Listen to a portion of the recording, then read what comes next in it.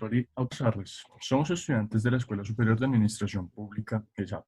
En esta ocasión, ampliaremos en detalle los diferentes elementos de la Ley 87 de 1993, la cual suscribe los diferentes elementos de control interno a tener en cuenta en el panorama de las organizaciones colombianas. En esta norma se plasman 8 diferentes objetivos diferenciados entre sí, algunos de índole reguladora y otros de índole conductual. Este es un control estratégico que enlaza los demás controles del país, viéndose así como un sistema integrado. Basados en los principios de autogestión, autocontrol y autorregulación, el control interno se propone en primera instancia la protección de los recursos y su adecuada administración, basada en la gestión propicia ante riesgos operacionales, con lo que se garantiza la efectividad y economía funcional de las operaciones, actividades y recursos, lo que da lugar al cumplimiento de objetivos misionales de las entidades nacionales. El seguimiento a la gestión organizacional también es importante. Fortifica el carácter regulador del control interno y con este se busca que las entidades ejerzan acciones de control constantes para prevenir los riesgos y la toma de acciones correctivas.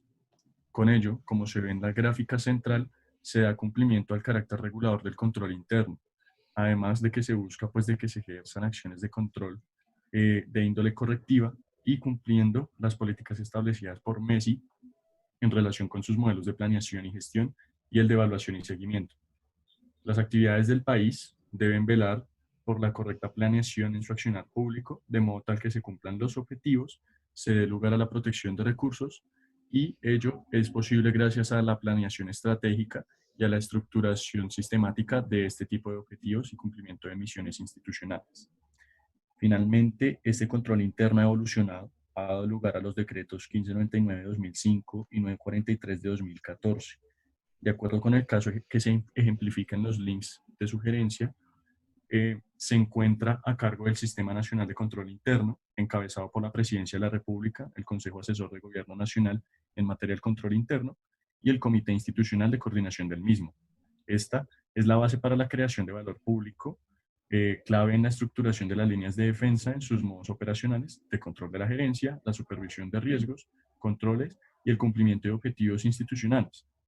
Por parte de la administración, junto con su política de control, esto varía de acuerdo pues a las diferentes entidades que encontremos en las ramas del poder público colombiano, así como en los procesos de auditoría interna y en el control interno de cada entidad.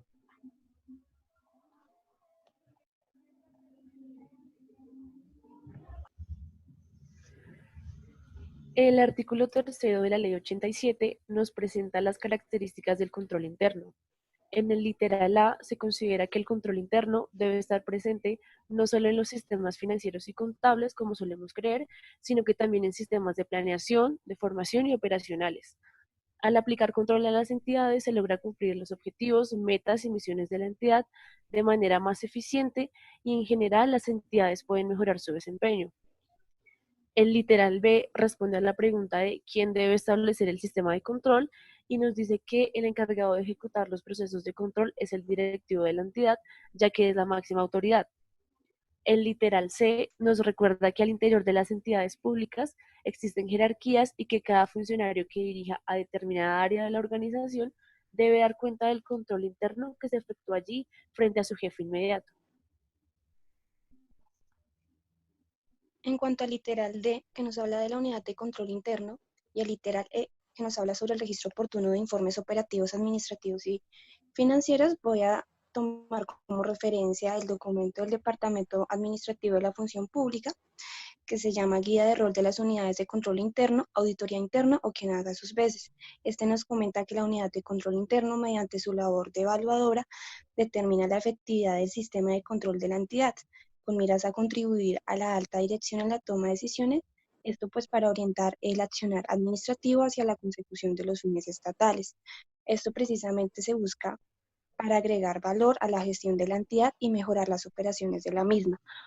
Esto pues para proporcionar, como lo dije anteriormente, a la alta dirección y en general a la entidad, información real sobre el estado en que se encuentra la organización en un periodo de tiempo determinado, de tal forma que permita orientar oportunamente las estrategias y acciones hacia el cumplimiento de los objetivos institucionales propuestos.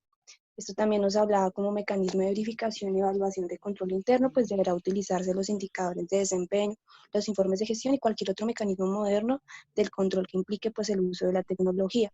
Precisamente pues son las unidades de control interno, el soporte estratégico de la toma de decisiones del representante legal, ya que mediante pues la presentación de informes, manejo de información estratégica y alertas oportunas ante cambios actuales o potenciales, pues se puede llegar a evidenciar por qué se está dando por qué se está dando este espacio que afecta el cumplimiento de los objetivos de la entidad.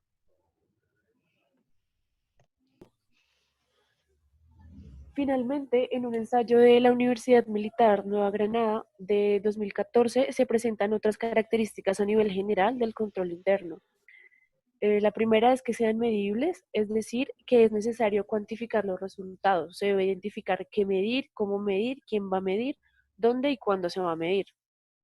La segunda característica es que se deben detectar desviaciones y, como lo decía el literal A, no solo se deben detectar esas irregularidades en sistemas contables y financieros, sino que también en sistemas de planeación, de formación y operacionales. Y la tercera es que se deben establecer medidas correctivas, es decir, que si se encuentran irregularidades en los procesos que se ejecutan al interior de la organización, se deben ejercer acciones correctivas, pero también preventivas con el fin de evitar que se repitan.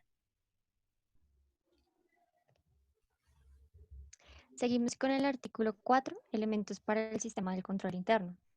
El control interno busca garantizar los logros de los objetivos de la entidad o institución pública mediante un conjunto de elementos que son descritos en este artículo 4 de la Ley 87.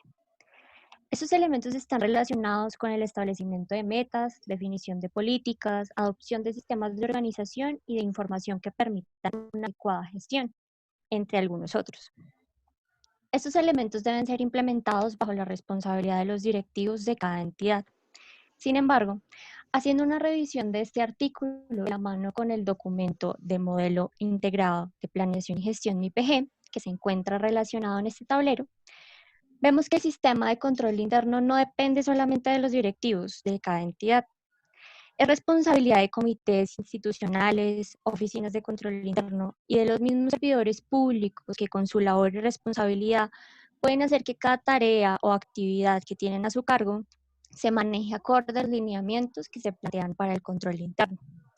Por esto se vuelve fundamental que el trabajo que es implementado por los directivos en una primera instancia, como lo indica el primer párrafo del artículo, sea responsabilidad de todos dentro de la organización y no solo de ellos.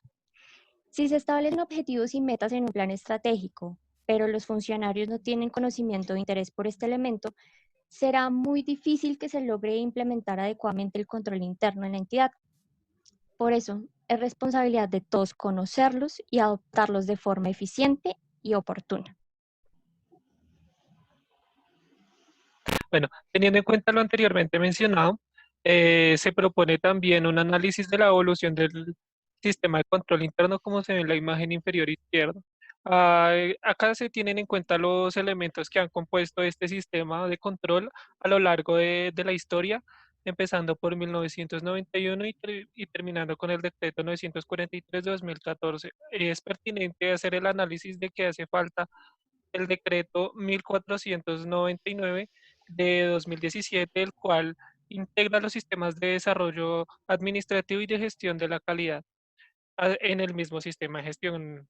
Y bueno, también se propone el análisis de un texto llamado Control Interno en Colombia, un diagnóstico desde lo teórico. Este artículo es bastante interesante puesto que realiza un análisis comparativo entre los sistemas de control en los países que tienen un mayor nivel de transparencia con el sistema de control colombiano. Esto dejando en claro cuáles son los elementos y características que tienen cada uno de estos sistemas y cómo se diferencian con el sistema colombiano.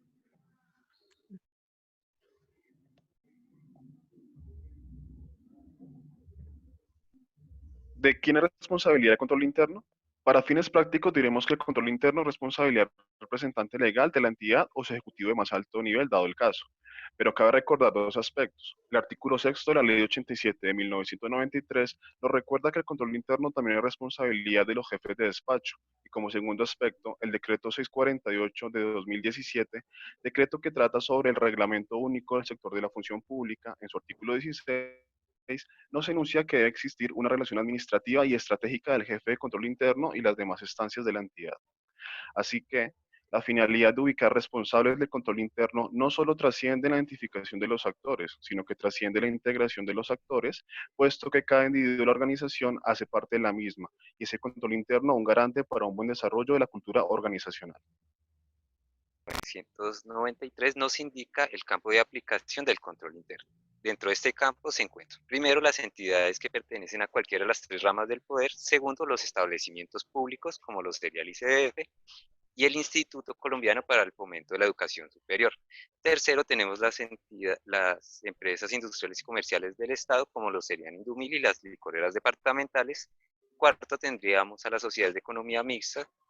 Quinto, tendríamos los órganos autónomos, como lo sería el Banco de la República. Sexto, tendríamos los fondos de origen presupuestal, como el Fondo de Desarrollo Rural y el Fondo de Servicios Educativos. Y por último, tenemos los órganos de control, como lo sería la Contraloría y la Procuraduría. Aquí hay que hacer una aclaración, pues en el orden nacional se utilizan los criterios diferenciales para aplicar el control interno. Y en el orden territorial se aplican los entornos de desarrollo, puesto que las condiciones son diferentes para aplicar el control interno. Por otro lado, en la evaluación y el control de la gestión de las organizaciones, este artículo se basa en el artículo 345 de la Constitución Política, que se divide en dos puntos. El primero es que nos dice que en tiempos de paz no se pueden hacer o generar un impuesto que no figure en el presupuesto de rentas establecido. Y por el segundo es que tampoco se puede generar ningún gasto público que no haya sido decretado por el Congreso, las asambleas departamentales, los consejos municipales o distritales. Esto para tener un mejor control en esta evaluación, basándose en el ambiente del control, la evaluación del riesgo, las actividades de control, la información y comunicación y las actividades de supervisión. Esto mediante operaciones, informes de control y pues asegurándose del cumplimiento de esto. Por otro lado, encontramos la definición de la unidad o la oficina de control, de coordinación del control. Esto define los componentes del sistema de control interno y vamos a ver que se divide en dos. El primero es el nivel gerencial o directivo. Este se encarga de medir y evaluar la eficiencia, la eficacia y la economía de los demás controles, asesorando todos los procesos administrativos de evaluación de planes y proyectos que tiene la organización. Y por otro lado, encontramos los mecanismos de verificación y evaluación del control interno, los cuales se encargan de generar normas de auditoría generalmente aceptadas durante la evaluación de desempeño, informes de gestión o cualquier otro mecanismo de control interno.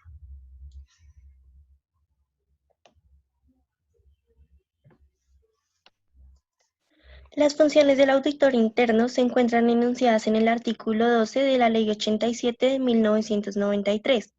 En primer lugar, con el uso de una imagen, quisimos exponer el trabajo detallado, exhaustivo y minucioso que debe realizar un auditor interno, ya que él debe evaluar si los sistemas de control fueron diseñados y ejecutados correctamente. Por otro lado, quisimos exponer un manual de funciones de un cargo de control interno, en donde comparamos que las funciones a desarrollar son las mismas enunciadas en la ley. Además, evidenciamos las competencias, comportamientos que debe tener un auditor para el desarrollo de estas funciones. Por otro lado, con el uso de un video quisimos exponer el perfil y los retos que tienen los auditores internos. Aunque es un video mexicano, los postulados se aplican en el panorama nacional. Finalmente, con el uso de una noticia, quisimos exaltar el rol del auditor interno en la época de pandemia, en donde él es el principal agente para afrontar y orientar las decisiones en este nuevo panorama de riesgos y oportunidades.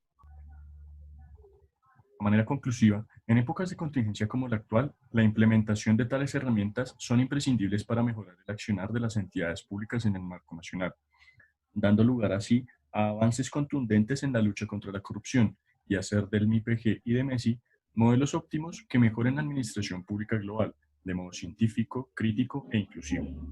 La Escuela Superior de Administración Pública se compromete con este cambio y la anterior exposición es ejemplo de ello. Muchas gracias.